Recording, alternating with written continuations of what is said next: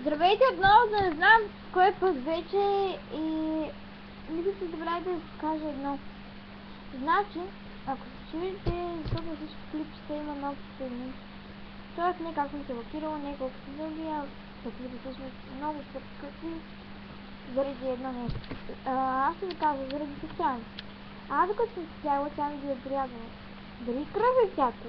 Тялото ми не го беше кръв. Нищо няма значение. Погледнете ми много се... Аз пускам дълги много, как може такова нещо. Станало като ме тагява ми бе. Как може да се погледнете? Такава съм хубава с такива грозни ногти. И купих нов лак вчера, така съм два. Бял и нещо подобно на... розово. Но яко, искате ли да ви го покажа?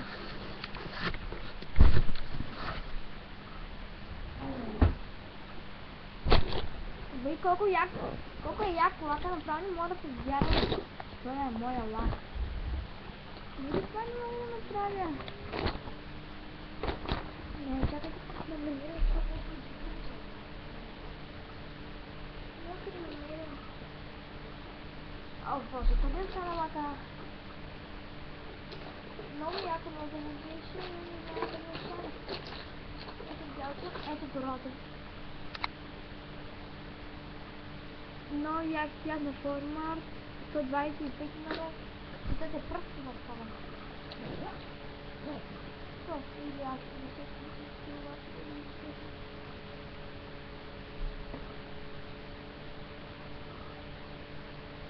Няма значение заради какво е. Довиждане от мене. И знаете нещо. Когато ми правят ногтите с 2-3 ще ги блокирам в ония розови цвет, ще ви покажа колко яко стои. Вчера пробвах на една приятелка, аз съм страшна маникюристка, обаче себе си не мога да стои. Но приятелката ми със сигурност много яко стана.